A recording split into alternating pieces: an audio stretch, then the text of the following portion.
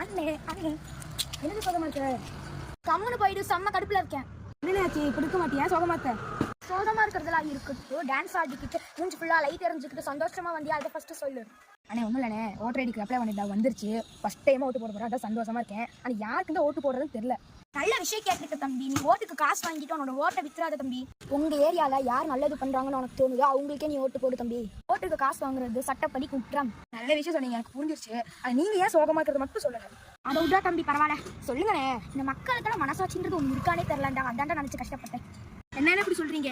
Instagram யூடியூப்ல எதுக்கு video போடுறோம்? உங்க சிரிப்பு சந்தோஷமா இருக்கிறதுக்கு தான் நம்ம போடுறோம். எல்லாரும் சிரிக்க மட்டும் தான் செய்யறாங்க. இன்ஸ்டாகிராம்ல ஃபாலோ பண்ண மாட்டேங்கிறாங்க, யூடியூப்ல சப்ஸ்கிரைப் பண்ண மாட்டேங்கிறாங்க, லைக்கும் பண்ண மாட்டேங்கிறாங்க.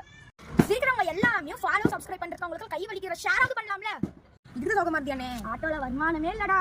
இன்ஸ்டாகிராம்ல சென்ட் கிஃப்ட்னு ஒன்று இருக்கு, அதுலயாவது நம்மளுக்கு காசு அனுப்பலாம். யூடியூப்ல சூப்பர் தேங்க்ஸ் ஒன்று இருக்கு, அதுலயே நம்ம காசு அனுப்பலாம். செலவுக்கு ஆகும்ல. பயங்கரமா ப்ரொமோஷன்